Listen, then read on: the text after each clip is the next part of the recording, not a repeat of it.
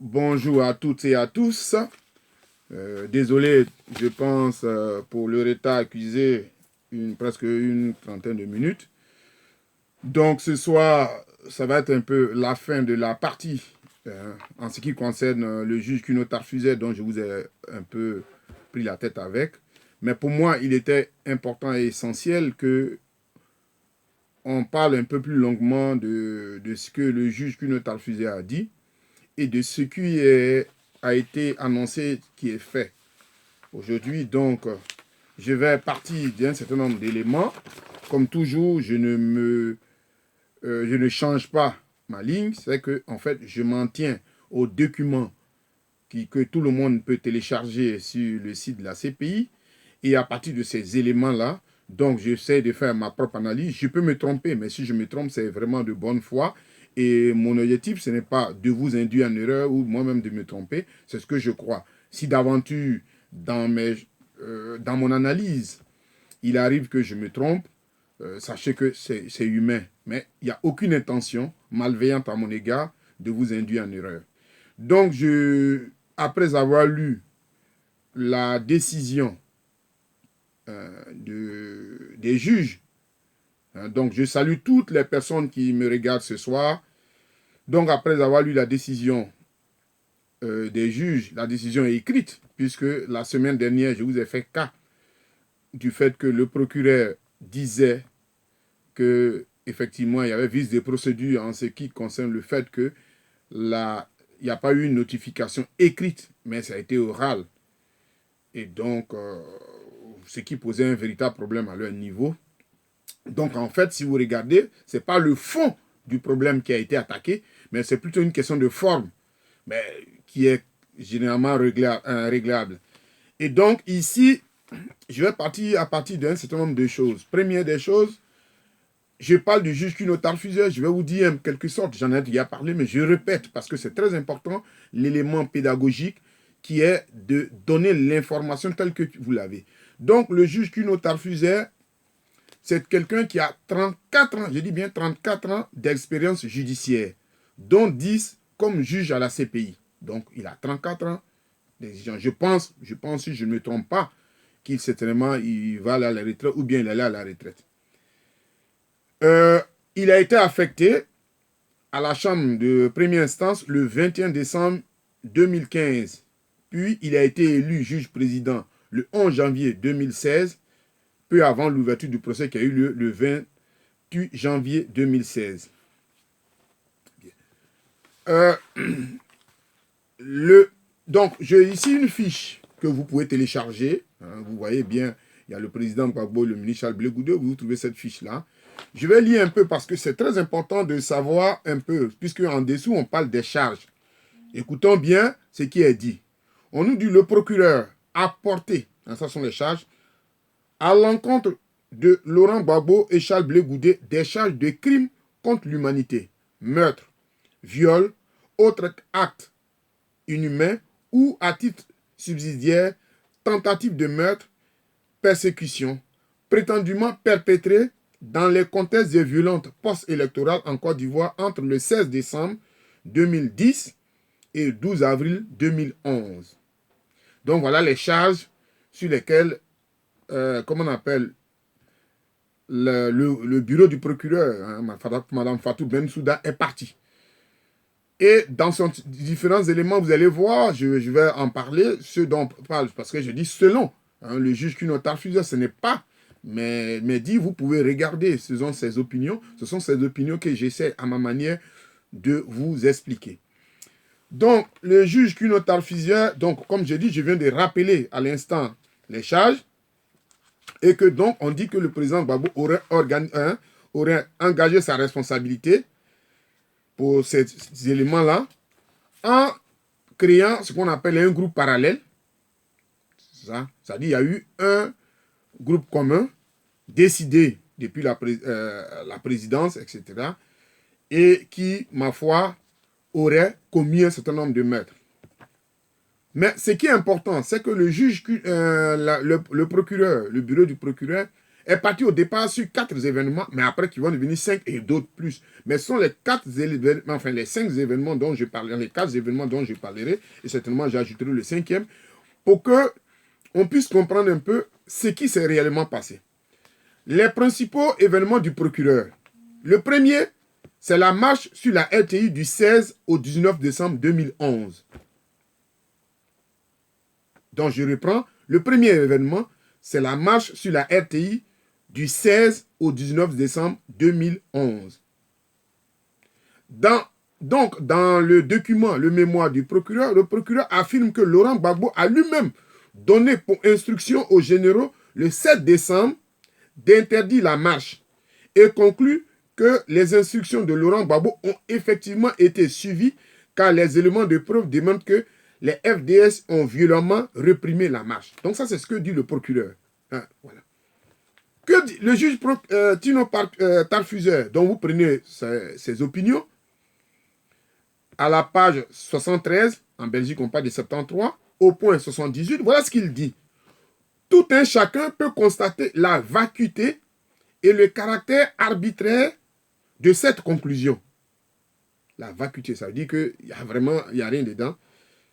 C'est une chose que de donner une instruction d'interdire la marche, mais ça n'est une autre que donner pour instruction de réprimer violemment.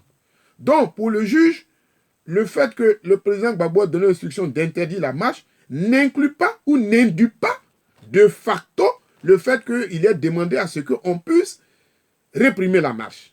Pour lui, il y a un problème. Autre élément que ajoute le juge, il est certainement établi que la marche a fait des victimes, tant du côté des manifestants que du côté des FDS. Dans ça, c'est la page 75.79. Parce qu'à partir du moment où on dit, le procureur prétend que l'interdiction de la marche qui a été faite par la déclaration, enfin certainement par la décision du président Laurent Gbagbo à l'époque, le 7 décembre donc 2010, c'est à partir de là qu'il y a eu des violations sur des populations civiles, hein, des pro-Ouattara. Le procureur dit, mais ce qui est assez bizarre, enfin c'est pas ce qui, moi je fais un commentaire, c'est que au cours des marches, il y a eu non seulement des marchands qui ont été blessés, mais il y a aussi des FDS qui ont été blessés. Donc, il n'y a pas eu une intention d'aller tuer, comme le prétend le procureur. Il y a quelque chose qui ne va pas. Donc, c'est ce qu'il dit, page 75, au point 79, il dit, il est certainement établi que la marche a fait des victimes, tant du côté des manifestants que celui des FDS. Il ressort aussi des éléments de preuve qu'il n'y avait pas que des manifestants pacifiques parmi les participants à la marche. Devaient faire face, car parmi les participants à la marche, les FDS devaient faire face à des marchands, à des personnes qui marchaient. Donc, ça c'est mon commentaire. Ont notamment été soumis à l'appréciation de la Chambre une vidéo montrant un appel à participer à la marche avec tous vos équipements militaires. Ça, c'est en fait dans la vidéo, ce qui a été écrit. Et de combat. Et un témoignage selon lequel des individus armés de Kalachnikov avaient été aperçus se dirigeant vers l'un des lieux de rassemblement et selon lequel des FDS qui étaient moins nombreux avaient reçu pour instruction de ne pas les pourchasser ni les affronter directement afin d'éviter blessures ou pertes inutiles. Donc, un autre élément, on parle d'un des événements majeurs, la marche sur la RTI. Le juge dit, le fait que le président Gbagbo ait dit de l'interdire, dans le document, vous voyez, il dit que ça fait partie de ce qu'on appelle des décisions régaliennes d'une question de souveraineté d'un peuple, et ça fait partout. Cela n'induit pas le fait que le président Gbagbo ait demandé à ce qu'on tue les gens. On est là. Mais ce qu'il remarque, c'est qu'au cours de cette marche, il y a eu des victimes tant du côté des manifestants que du côté des FDS. Parce que si vous avez une intention d'aller tuer des gens, vous ne pouvez pas avoir des blessés parmi vous. Au contraire, si vous êtes bien armés, vous tuez les autres. Ce n'est pas ce qui se passe. Mieux, parmi les manifestants, puisqu'il y a eu une vidéo qu'ils ont visionnée, où on disait aux gens, avant d'aller à la marche, munissez-vous de vos kalachnikovs, enfin, de vos, je vais prendre l'expression, munissez-vous de vos équipements militaires et de combat. Alors, quelqu'un qui vient faire une marche, soi-disant pacifique, qui doit se munir de ses comment on appelle, de ses équipements militaires et de combat, c'est que cette personne ne va pas pour une manifestation pacifique. Ça pose un véritable problème au juge. Et il y a un des, comment on appelle, témoins qui avait indiqué le mot maté. Le procureur a dit, mais qu'est-ce que ça veut dire? Et le monsieur a dit que ce mot-là veut dire disperser. Mais le procureur a pris ce mot-là comme un mot vraiment d'une gravité extrême. Et le juge s'est demandé comment un mot a pu être aussi saisi dans un conseil de l'évaluation préliminaire des éléments de preuve et apparaître dans la décision de commandement. Ici, comment ce mot-là, maté, qui veut dire disperser, il a même utilisé plusieurs éléments, a pu être un des éléments fondamentaux dans les éléments préliminaires, tel qu'on a pris ça en compte. Le fait de dire de mater, par exemple, une manifestation qui est, en fait, ce n'est pas ce qui a été dit par le président, mais ça a été dit par le témoin du procureur. Le témoin du procureur dit, on devait mater les manifestants. Et le procureur demande, mais qu'est-ce que tu entends par mater? Puisque c'est une interprétation du témoin. C'est le témoin qui est un civil, qui peut-être c'est ce mot qu'il connaît. Lui, il dit, mater veut dire disperser. Quand bien même il a expliqué cela, ça a été utilisé depuis le préliminaire comme un élément où on voulait tuer les partisans de Ouattara. Et il conclut, aussi tragique que cela puisse paraître, il reste à savoir si et dans quelle mesure de grossiers malentendus de ce type ont pu contribuer à l'ouverture de l'affaire concernant Laurent Gbagbo et Charles Blé Goudé. Il dit comment, à partir de ces petits trucs-là, on a pu ouvrir, comment on appelle, un procès. C'est trop faible. Donc, j'ai parlé ici du premier événement, la marche sur RTI.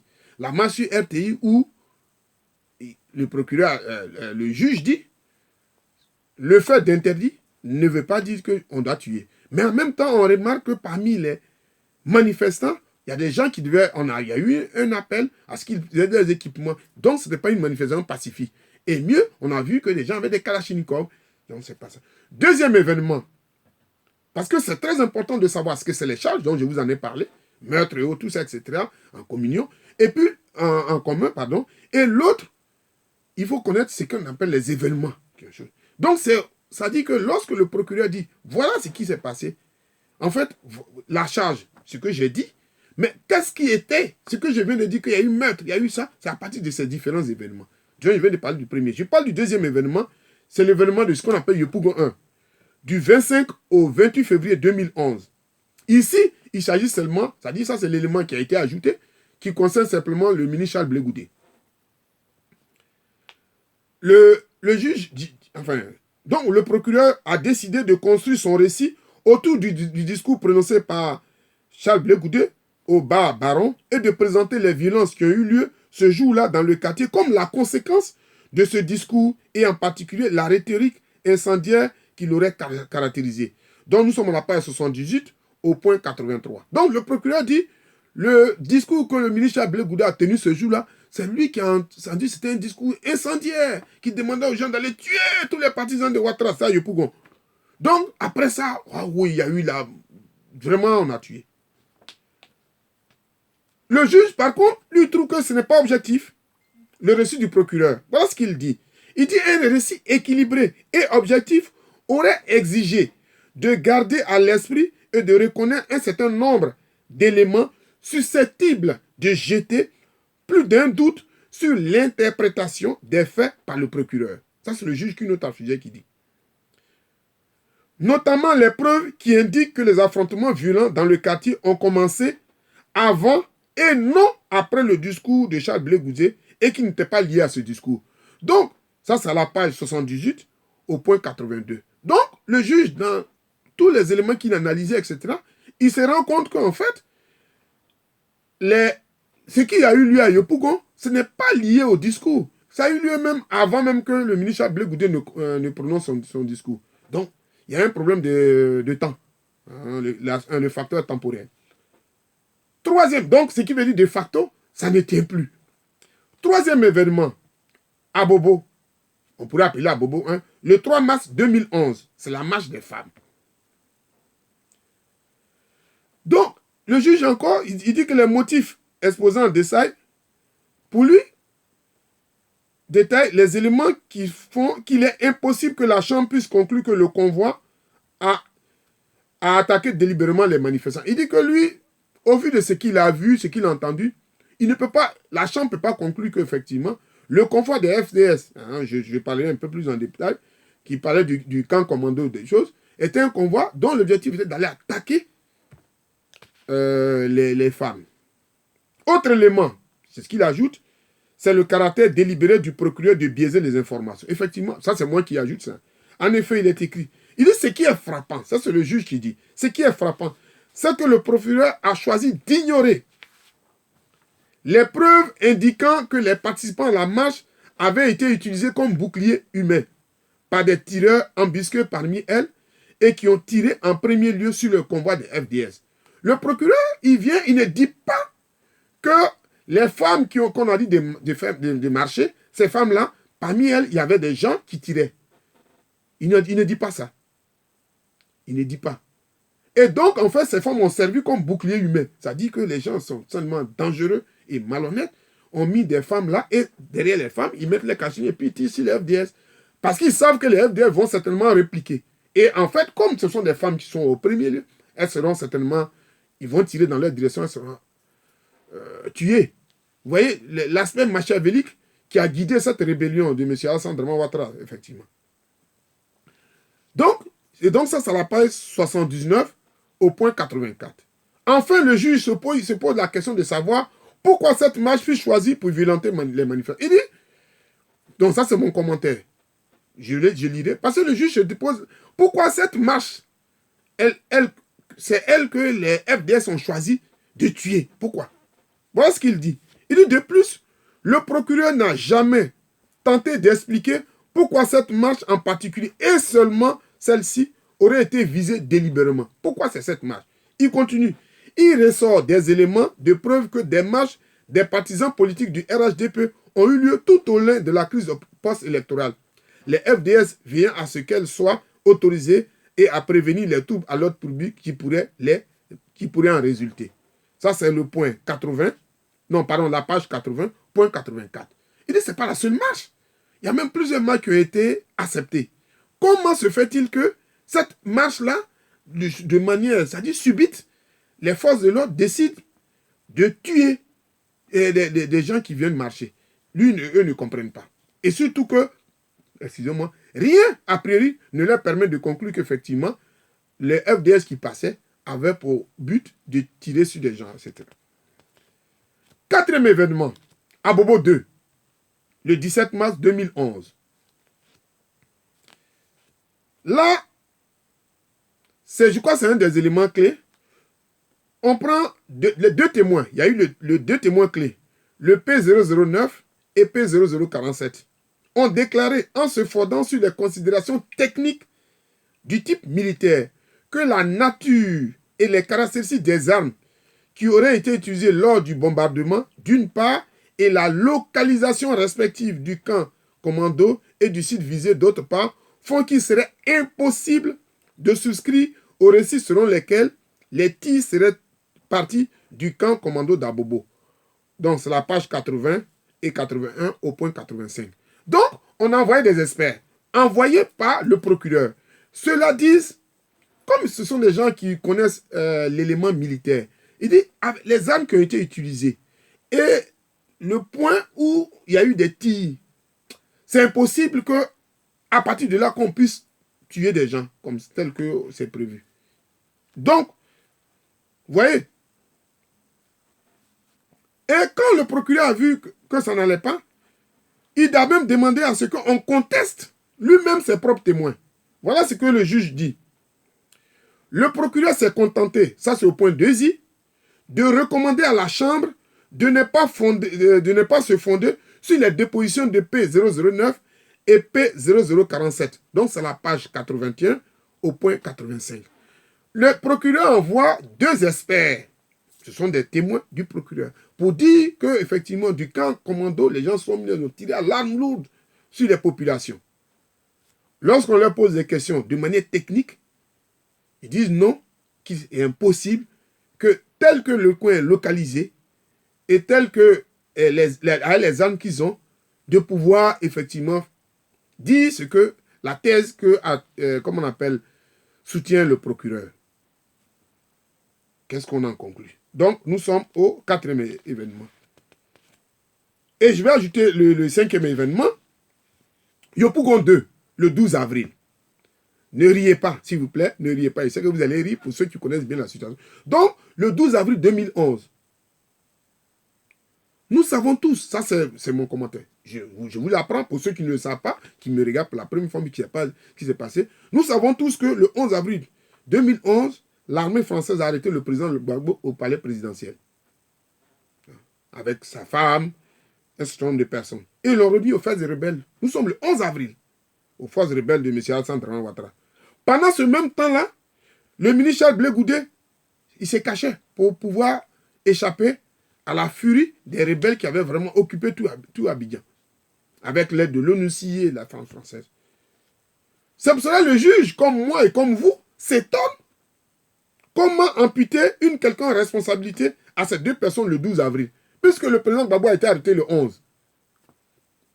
Pratiquement tout le monde a été arrêté le 11 avril. Et le 12, il y a eu si bien qu'il aurait eu des problèmes, ce ne peut pas être du ressort du président Laurent Gbagbo. Le ministre Blé Goudé, avant même déjà, il s'est caché pour échapper. Parce que les gens savaient que si on le pauvre, il savait que si on le trouvait, on l'aurait tué. Donc il s'est caché.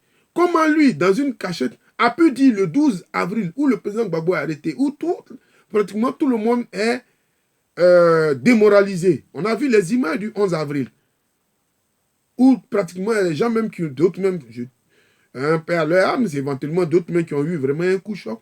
Comment dans cet état-là, on peut dire qu'il y a eu des événements qui ont eu lieu à Yopougon et que ces événements-là sont imputables au président Laurent Gbagbo. Voilà donc ce qu'il dit. Lisons-le. Donc nous sommes à la page 15 et 16 au point 17. Laurent Gbagbo a été capturé, non pardon, à la page 82. Donc à la page 15 et 16, il en parle. Maintenant, je vais en lire l'élément de la page 82 au point 86. Et dit Laurent Gbagbo a été capturé par les forces de l'opposition le 11 avril 2011. Mais dans le document, vous allez voir qu'ils ont mis 12 avril. Moi, j'ai rectifié parce que je pense que... Après le siège de la résidence présidentielle, et comme précise les motifs, cela faisait déjà plusieurs jours que Charles Blé Goudé se cachait. Les éléments de preuve sont très loin de démontrer qu'en dépit des circonstances, Laurent Gbagbo ou Charles Blé Goudé sont parvenus à garder quelque contrôle que ce soit sur des individus qui, se disant pro Gbagbo, auraient pu se livrer à des actes violents et odieux à l'encontre de la population. Donc je reprends, c'est la page 82 au point 86. Donc voilà les éléments clés, les événements clés. Voilà des événements clés. Merci mon frère Blé Raphaël. Voilà des éléments clés sur lesquels le procureur a tablé pour dire, voilà pourquoi j'amène le président Gbagbo, le ministre Blé Goudé avec un complot. Donc, au vu de tout ça, il n'y a rien qui tient. Donc, le procureur, pour lui, le procureur n'est pas arrivé à démontrer sa thèse. Et il va plus loin. Il dit la lacune, à la page 97 au point 104, il dit la lacune la plus marquante, il s'agirait sans conseil du choix du procureur. Parce que, quand à un moment donné, lorsque la thèse du procureur a commencé à s'étioler, ça veut dire que ça ne tenait plus. On lui a demandé de changer de thèse. Mais le procureur maintenu, mordicus, non, j'ai tué dessus. Je vais lire ce qu'il dit. Il dit la lacune la plus marquante, il s'agirait sans compter du choix du procureur, à ce jour, des plus inquiétants, de ne pas ajuster progressivement et progressivement modifier sa cause compte tenu des éléments révélés à l'audience. Au lieu de cela, sa thèse est restée la même du tout début de la phase préliminaire à ce jour. Donc, avec ce qu'on vient de dire, tu ne peux plus dire qu'il y a eu complot, puisque je vais en parler un peu après.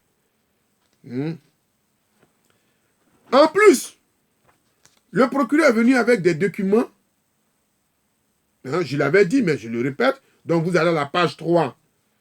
Donc, non seulement la thèse, c'est-à-dire les événements qui devaient soutenir la thèse du procureur se sont montrés insuffisants, pas fiables, déficients. Mais en plus, pendant le procès, il y a eu des documents d'origine douteuse, d'autres même diffus. Donc ça, c'est la page 3 au point 5. Donc il dit les raisons de mon inquiétude trouvent leur source dans les carences de la prestation du bureau du procureur, aussi bien au stade de l'enquête. Et il va donc à la page 86 au point 91, excusez-moi. J'ai constaté avec incrédulité qu'au lieu de saisir officiellement des pièces originales, le procureur et ses enquêteurs s'étaient contentés d'en faire des photocopies. Vous imaginez la CPI, ils viennent avec des photocopies. Bon, on leur demande où sont les originaux. Ils n'en ont pas. Est-ce parce qu'ils n'ont pas pu avoir les copies réelles ou bien est-ce qu'il y a falsification? Ça, c'est un élément. Lorsque le caractère suspicieux de certains documents s'est relevé à l'audience, il dit le procureur n'a pas fait d'effort particulier pour dissiper les doutes. Il y a eu des documents qu'on a montrés qui paraissaient douteux. Le procureur n'a rien fait pour montrer qu'effectivement, il y avait la chose. Il l'a laissé comme ça. Donc ça, c'est la page 95 au point 100. Donc, voilà les éléments qui ont fait pour lui, qui font que il n'y avait même pas de... Il n'y a pas lieu de se prendre la tête pour lui. C'est pour cela il a dit que tout ce qui se passe, tout ce qui s'est passé pour lui, véritablement, ce procès-là, il ne pouvait qu'acquitter le président Laurent Gbagbo et le ministre Charles Blé Goudé. Puisque il travaille avec des preuves. Il y a une charge qui doit être soutenue par des preuves. Or, la charge qui a été émise, les événements qui devaient les soutenir n'ont pas tenu. Il y a même eu des contradictions. Il y a même eu des choses qui ne collaient pas. Il y a même eu des témoins qui ont détruit même la thèse du procureur. Des témoins du procureur ont détruit la thèse. À tel enseigne que le procureur a demandé à ce qu'on ne tienne pas compte de ce que ces témoins, lui-même ses propres témoins qu'il a envoyés. Je rappelle à toute fin utile qu'au départ, il y avait 108 témoins. 108 témoins. Donc vous avez les informations sur les documents que j'avais tout à l'heure. Et finalement, c'est à 82 témoins que le procureur a fait passer. Vous voyez? Pour dire quelque part quoi? Que le procureur a dit des choses qui n'étaient pas correctes. Le juge le dit. Le juge dit qu'il y a une description de la Côte d'Ivoire qui n'a rien à voir avec la Côte d'Ivoire réelle. Donc ça, c'est la page 9, au point 10 et 12. Il dit aussi l'expression pro-Gbagbo est simpliste. Ça n'a rien à voir avec la réalité du pays. Donc, parlons du plan commun. Le plan commun n'a pas été prouvé. Puisque le procureur lui-même, il dit qu'il y a eu un plan commun avec une hiérarchie. Mais le même procureur, en fait, il se contredit. Il dit qu'il y a eu un plan commun avec des militaires.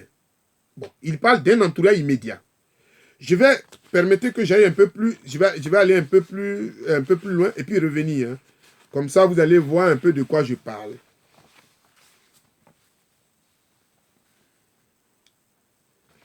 Où est-ce que j'ai mis cet élément? Il faut que je retrouve ça rapidement. Donc, si on dit qu'il y a eu des événements, enfin des personnes qui sont proches du président Laurent Gbagbo, vous conviendrez avec moi que la première dame fait partie. Je vais vous lire ce que dit puisque le procureur parle du plan commun. Le juge qui nous transfusait, voilà ce qu'il dit.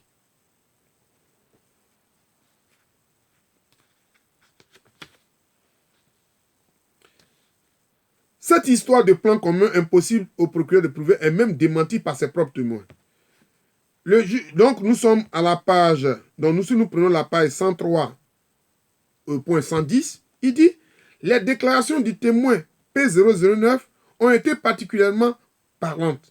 Il a indiqué que Charles Blé Goudé n'avait jamais pris part aux réunions organisées entre Laurent Gbagbo et les généraux. Donc, dans le plan commun, Charles Blé Goudé, il est là pourquoi alors? Pourquoi? Qu'est-ce que vous voulez faire? Il n'a pas fait partie du plan commun. Bien. Plus loin, et que Simone Gbagbo ne faisait qu'échanger des civilités avec les généraux, mais qu'elle n'avait jamais assisté aux réunions. Ce qui recoupe d'autres témoignages selon lesquels elle s'occupait d'actions humanitaires également en sa qualité de députée d'Abobo. Attends, qu'on soit sérieux, qu'on parle de plan commun avec des gens qui sont proches du président Laurent Gbagbo. La première dame est quand même très proche. Non seulement elle n'a jamais assisté à une seule réunion avec les FDS, les généraux, Charles Blé Goudé, qui se trouve à l'AIE avec lui, n'a jamais aussi assisté. Mais avec qui le président Gbagbo a pu faire ses plans communs? Avec qui? On dit avec les gens de son clan. Oh, il s'est avéré, je ne vais pas vous lire ça, dans les différents éléments, que la hiérarchie militaire n'était pas mono-ethnique. Bien au contraire, il y avait tout le monde. Maintenant, le juge s'est posé la question. Comment des gens peuvent faire une réunion, le même groupe, et puis après, faire une autre contre-réunion par rapport au même groupe? Mais pourquoi faire deux réunions alors que nous sommes les mêmes individus? C'est-à-dire, le même groupe, composé du même individu, ils font une réunion, et puis après, ils vont encore se cacher pour faire une réunion parallèle. Il y a un non-sens. Quel est ce groupe commun? Que le juge, le procureur n'a jamais été capable de dire. Il est composé de qui? Qu'est-ce qu'il faisait? Quand il se réunissait? Impossible. Ça, c'est la question du plan commun. Vous voyez?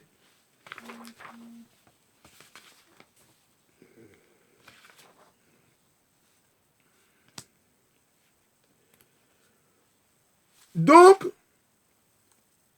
vous convenez avec moi que dans ce cas d'espèce, qu'est-ce qui restait à la majorité? Le procureur, là, il dit que le procureur n'a pas bien travaillé. Je vais aller un peu plus loin, puisque... pardon, excusez-moi.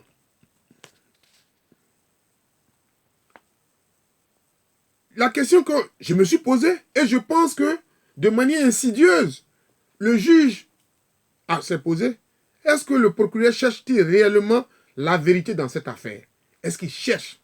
Ça, c'est la question que je me suis posée. Mais en fait, je l'ai posée par rapport à moi-même, et puis par rapport à ce qu'a dit le juge qu'une autre a refusé. Voilà ce qu'il dit. Nous sommes au point, à la page 98, en Belgique on est 98, et au point 104. Il dit, si, en tant que ministère public,